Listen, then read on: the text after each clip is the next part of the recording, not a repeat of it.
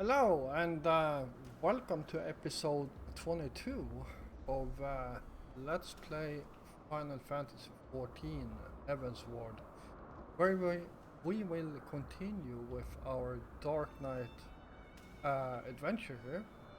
So let's talk to Sid here and yeah, let's see what's going on.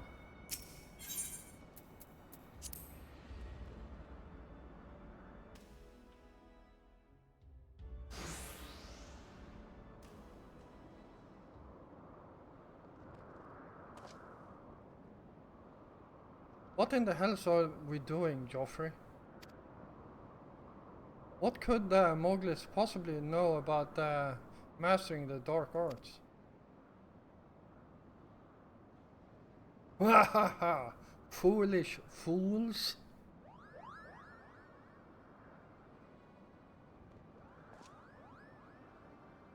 Right then, what's all this? While you two were busy gathering pomwort and slaying Thule hands, we kidnapped Ryle, Kupo. Oh yes, Kupo. We had so much fun playing together. So much fun indeed. So much fun that we thought we might keep her here forever. You can't take those serious. You wouldn't dare. If you don't believe us, go and look. You'll never find her, Kupo. Not in a million years. Oh, she's ours, Kupo. You'll never see her again. You furry little shites! Give her back to me now, or I swear I will kill every last one of you and burn your village to cinders.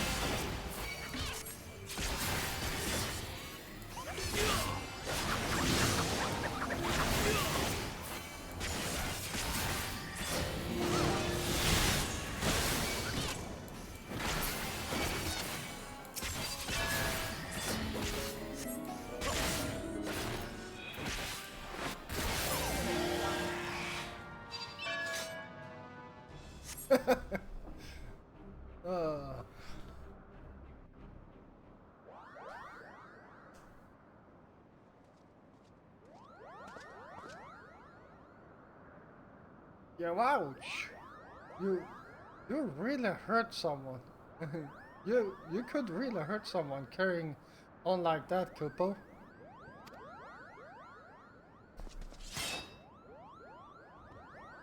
That's a bloody point. Now tell me where she is if you want to live. Wait!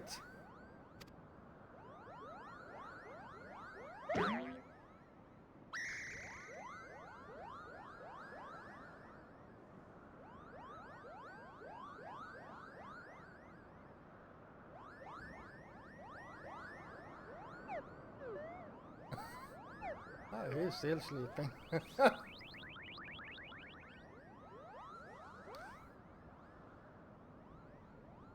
Why do you want her back so badly, Kupo? What kind of question is that? You kidnapped her. But you don't seem like... but you don't seem to like having her around that much anyway, right? She's just a burden to you. So why do you care what happens to her? I swore an oath to protect her. That's what we Dark Knights do.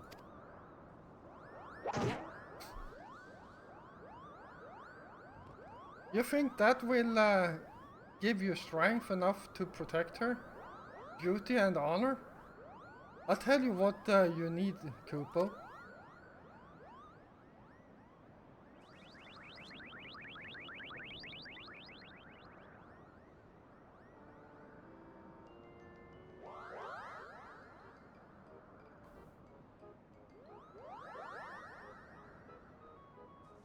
When it comes to strength, to defend the meek. Okay. Is it honor? Is it justice? How bland.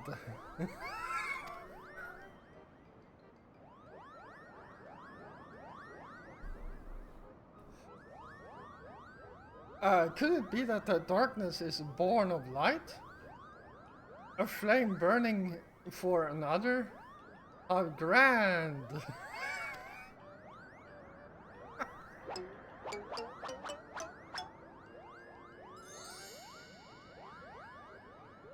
Tis love, tis love, all-powerful shining love.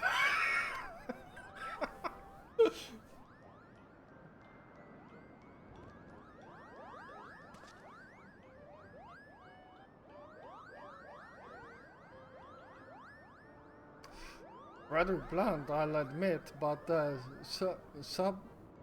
subtly doesn't seem to be your strong suit, Kupo.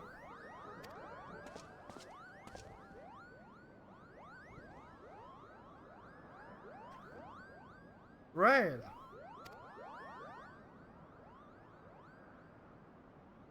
Well, here we are. Go on, Rail. Say your piece.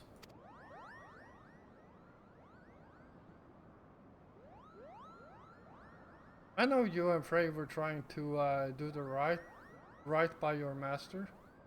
That you came to my defense because you believe that that's what he would have wanted. And I know you only did that because you believed it would make you stronger. Because all you truly care about is killing more Templar Knights. I've seen how you look at them, how you curse them under your breath, how you relish every opportunity you cut them down. So don't tell me that it's all been for me. Don't tell me that Frey died for me.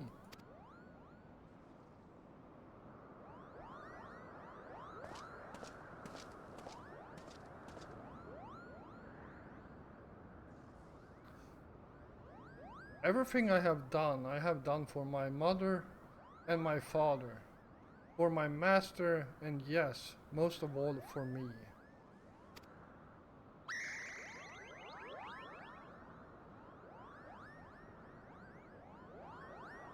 I haven't been honest with you, nor with myself, and for that I'm sorry.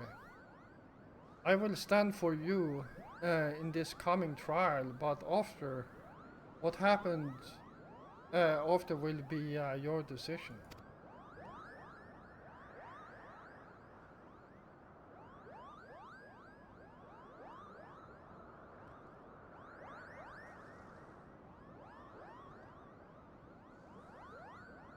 Good. That's a promise.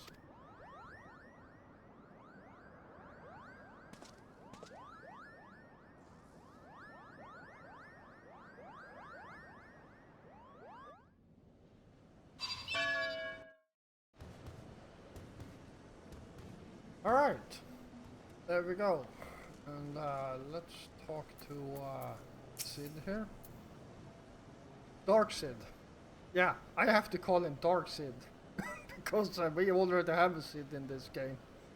Pure little bastards. Furry little bastards had us fooled, huh? Oh yeah.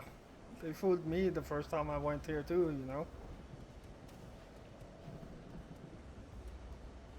know. Shame their wisdom is bollocks. I mean, really now, love? That's what you need to harness the abyss?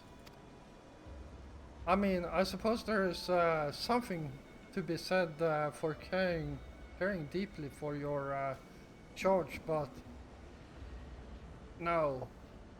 No, I will not give those cretins even a sliver of credit. This was an utter waste of time, and that's that. Still, I'm glad to have come to an understanding with Ryan. We should return to Ishgard. The hour of the trial draws close. Come along, Ryan.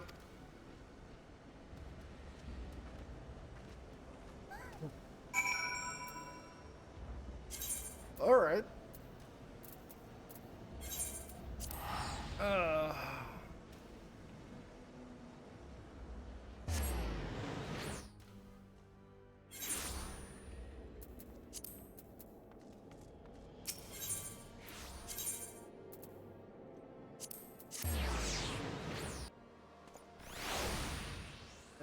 Yeah. I really like this story. Like, the Dark Knight story is by far... Now, granted, I haven't played all the stories for the professions in this game, but so far, the Dark Knight story is the best one.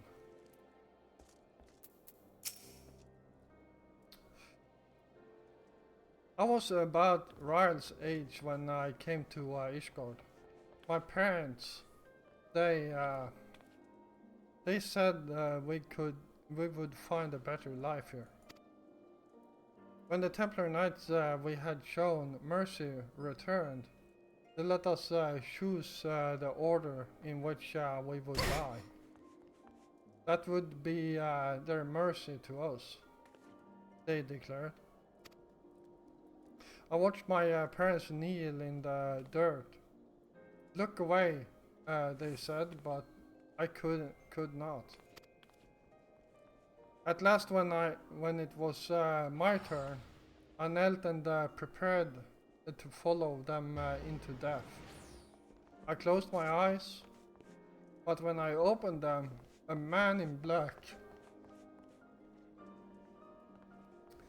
stood before me, hand outstretched, and so I took it.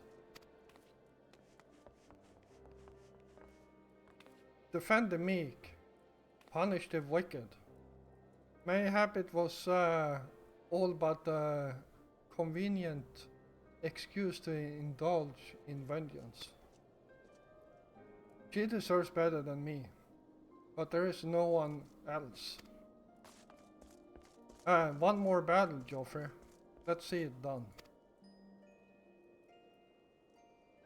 Mayhap in this final battle I can serve as my master intended.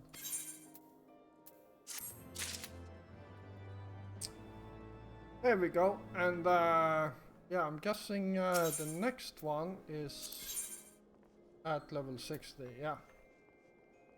And we'll get a new armor. I think. Is that an armor chest? Chaos armor coffer. Yep, it is. Alright, let's head up here and see what's going on. I believe we just had a discussion with Welger, and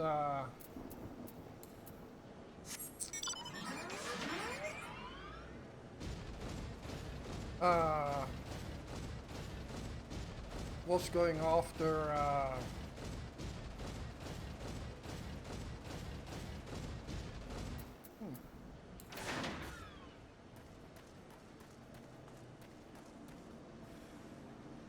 yeah.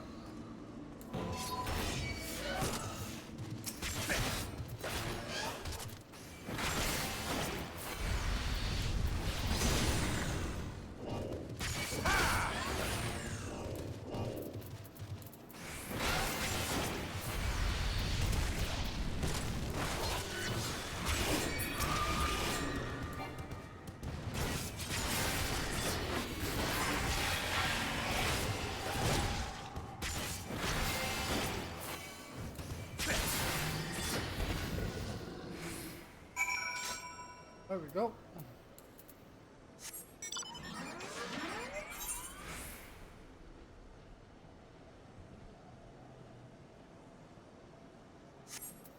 Where are we going? Ah, over there.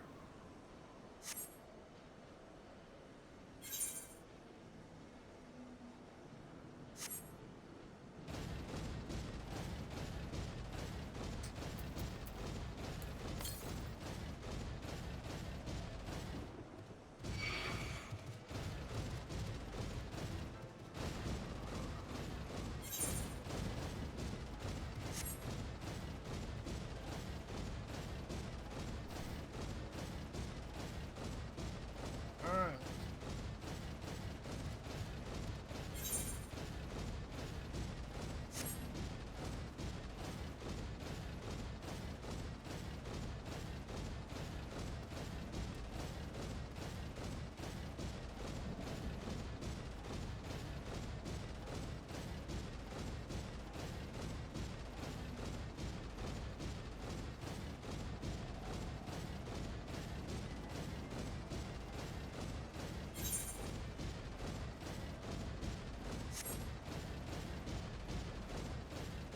Well, at least we can run a bit faster now.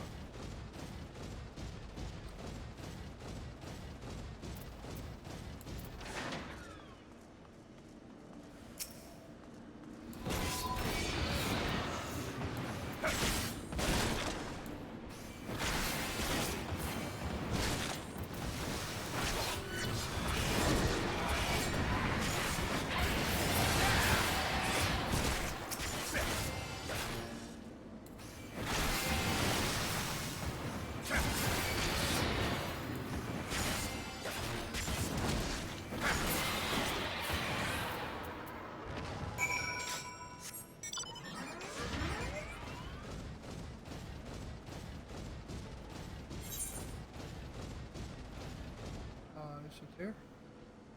The worm's lair. Yep.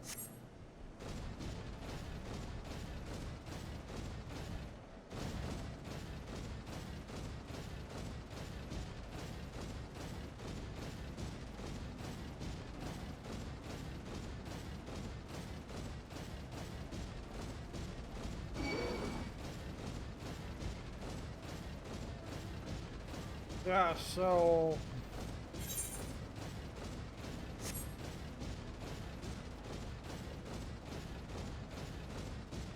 after we are done with Endwalker,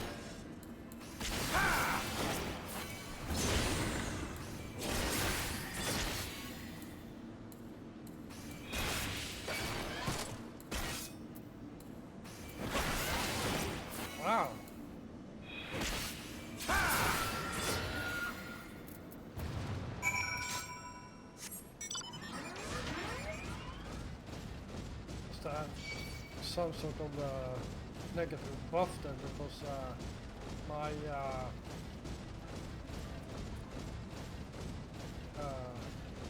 what should I call it?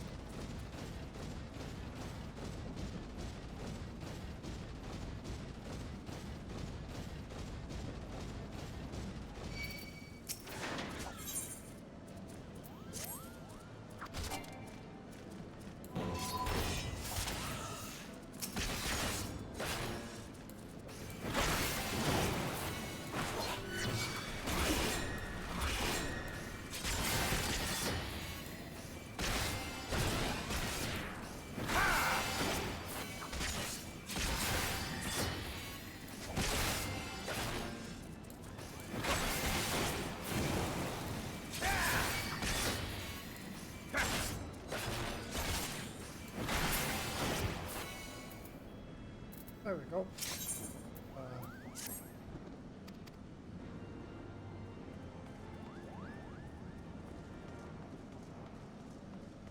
All right, let's see what Estinian has to say here.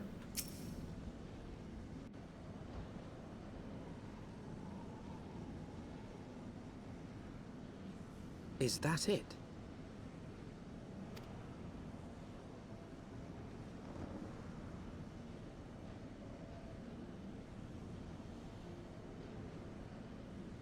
Aye, that would be the Eyrie. Twould seem the death of his consort has put him on guard. Mark how he wards his lair with tempestuous winds. A similar barrier once barred our entrance to the primal Garuda's domain, until we discovered the means by which it could be penetrated.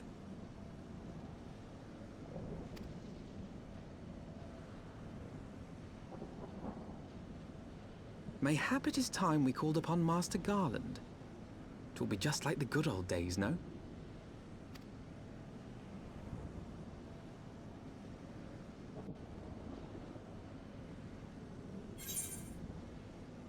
Right.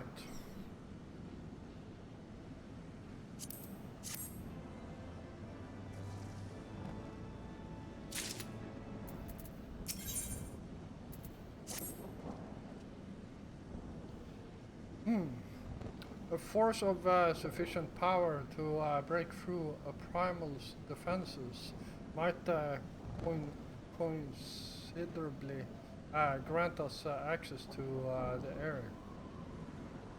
Conceivably.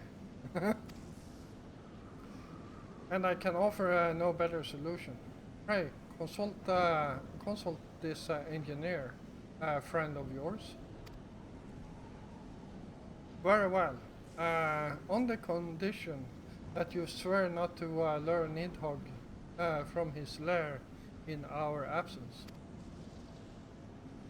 And steal all the glory for myself, you mean? Nay, I'm not so selfish as that. Contact me by link pearl when your preparations are completed, and we shall set forth from Ishgard together. I suggest we rendezvous back at Saint Ryanet's forum, Geoffrey. From what I gleaned of the Holy Sea's decidedly ambitious airship project, Sid will still be in Ishgard.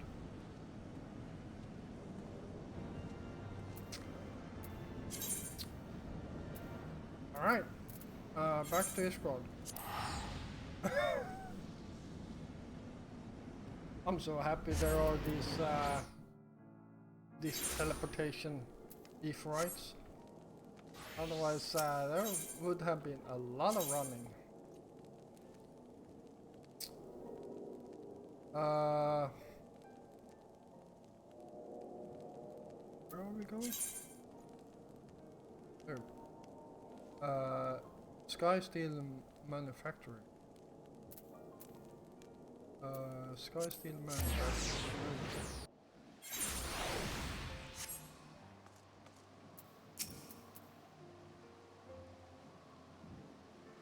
When last you saw Master Garland, he was advising the Ishgardians on their ailing airship, correct?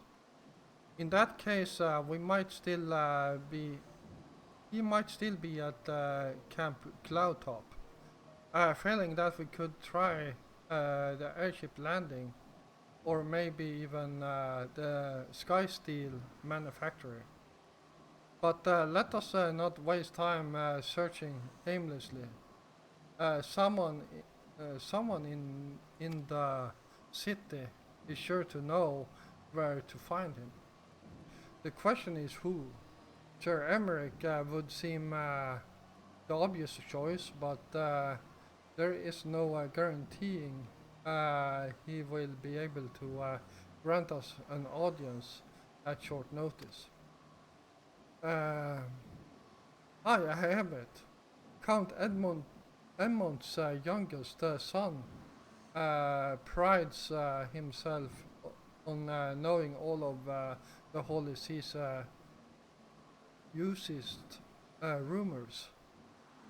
Let us return to the manor and see if Lord Amelien is about.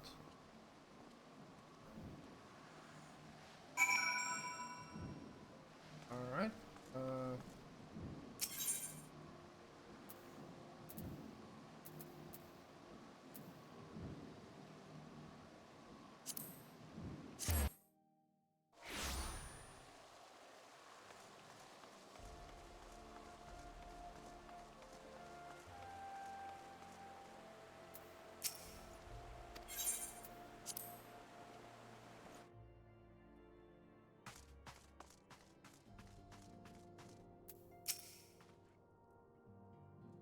Ah, the hero returns. How goes the fight, old boy? Well, I trust. Huh? In search of a Sid Garland, you say? Then say no more. The taverns are full of talk and the name of said silver-haired genius has cropped up more often than not most. I hear he has been tasked with getting that monstrous airship the Holy See commissioned to actually fly. It would seem the project has been plagued with mishaps from the first. In any case, Garland Ironworks employees are known to frequent airship landing, and I'll wager their master does too. The airship landing. Yes, I thought as much. Come, Joffrey, we must find Sid and trouble him for his expert opinion.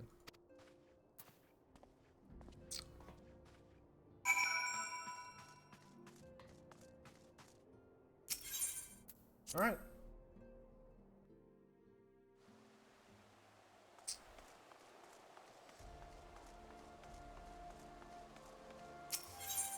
Airship landing, that's over here.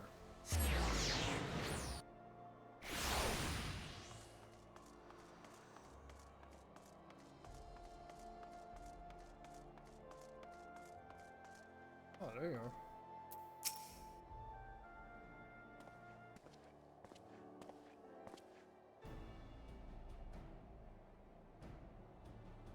go. Joffrey, Alphanode, how fare you both? Not terribly well, judging by your faces. Greetings, Master Garland. I'm sure it will come as little surprise when I tell you we have need of a favor.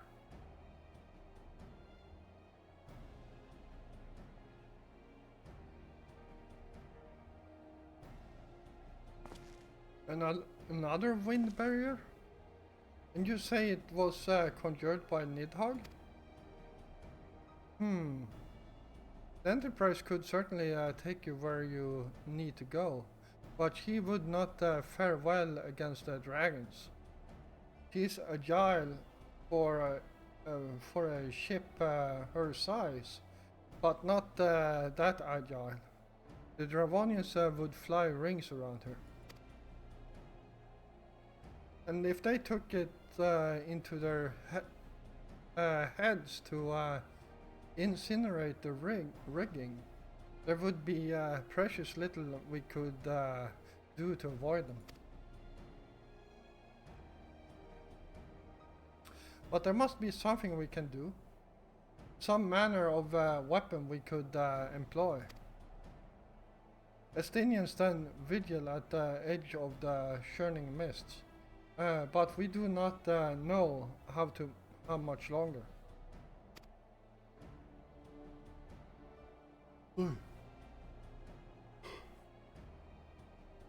All right. I didn't say it was impossible. I said it was impossible for the Enterprise. We need a smaller boat. Pigs, veg. It's time we gave the new toy of yours a proper field test.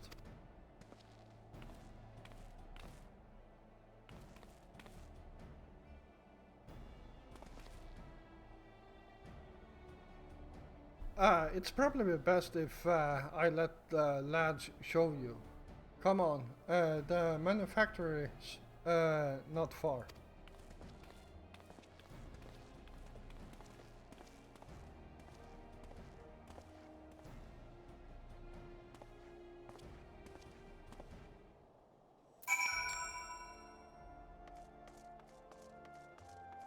All right. Let's see what they got for us.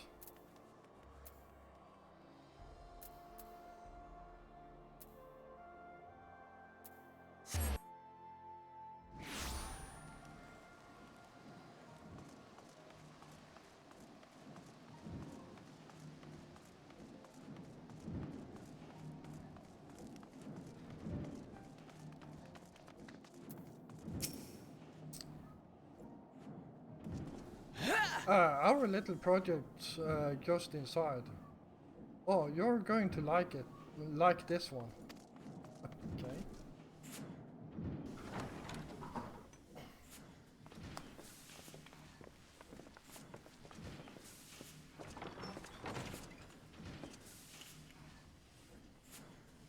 Feast your eyes upon our latest and greatest feat of engineering. We call it a mana cutter.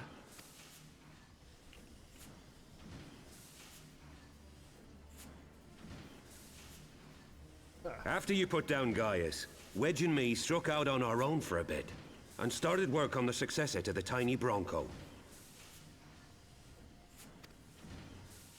Impressive little thing, isn't she? My talent for ship design has plainly rubbed off on them.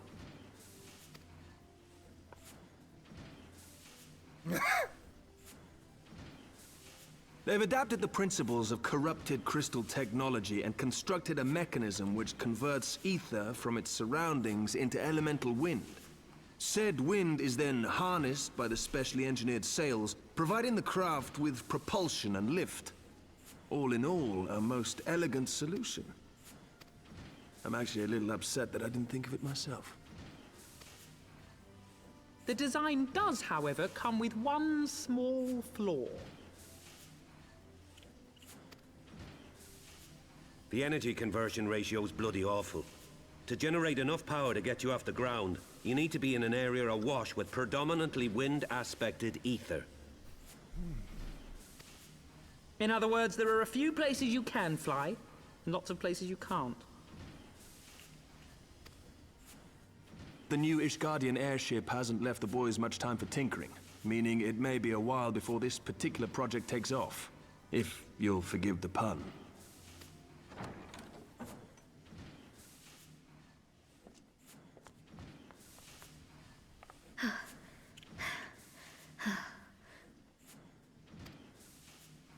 Tataru, what's happened? I've been looking all over for you. There's been word from Aldar. It's about Her Grace the Sultana.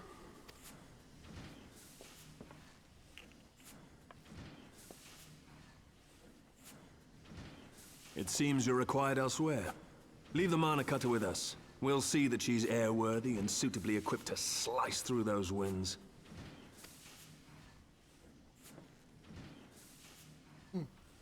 You, meanwhile, should concentrate on providing Raoban and the Sultana whatever help they need. All right.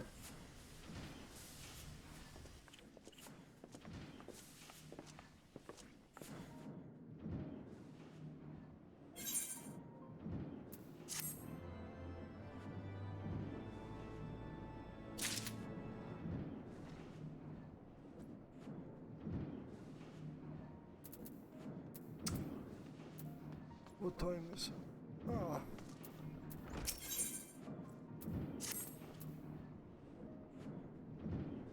General Orban says they may have uncovered the Sultana's whereabouts, and he wants you, but I mean both of you, to go to the Viking Sands right away and help with the investigation. Come, Joffrey.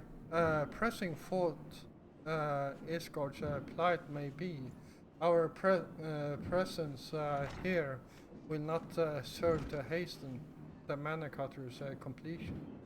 Let us return to the troubled lands of Fanaland and lend what aid we may.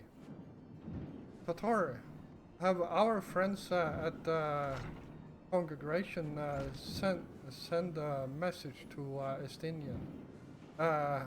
Tell him we have identified a solution to our problem, but that it will take some time to prepare. As you wish, Master Alphinaud. To the Viking Sands, Warrior of Light. This past time, Ulda was delivered from this darkness.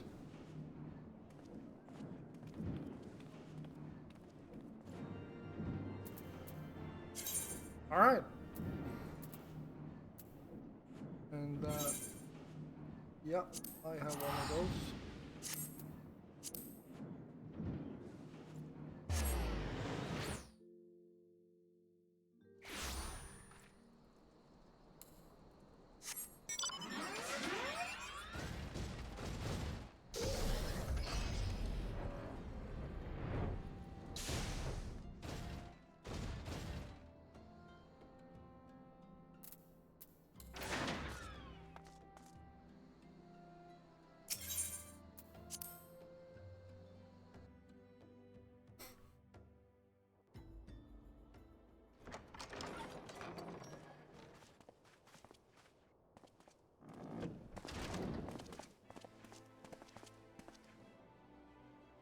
Thank you for coming. No thanks are necessary, General. I trust your recuperation continues apace. I cannot complain. Thanks to Higiri and her ministrations, I've regained much of the strength I lost during my imprisonment.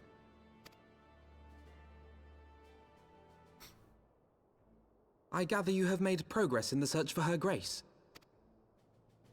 Aye, some good fortune at last. A few days past, Dulala informed us that a sizable shipment of alchemical supplies had been delivered to the palace.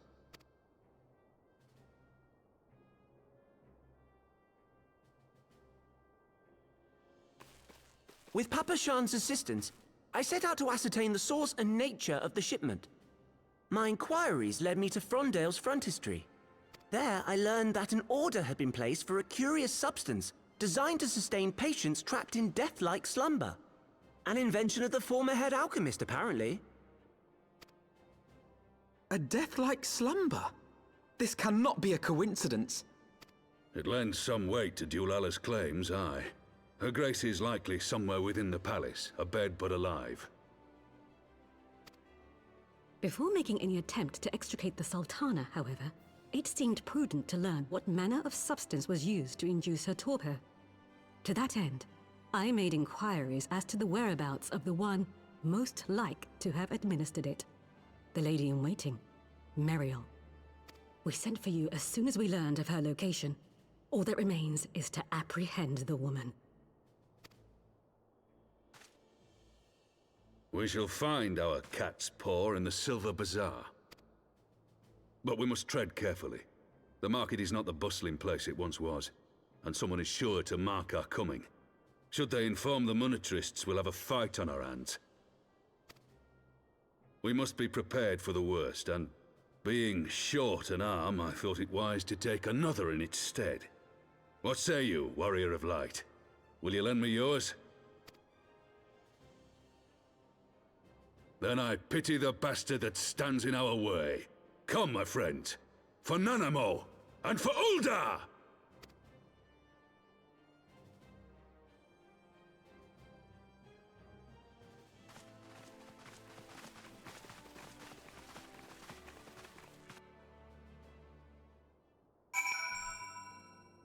Alright. Well, we will continue this in the next episode. I hope you guys enjoyed this one. I certainly did. And if you did enjoy it, please hit the like button. And if you're new here, first of all, welcome. And if you enjoy my content, then feel free to hit the subscribe button together with the notification bell so you don't miss out on any more of my content. I will be back again tomorrow, and until then, stay safe out there.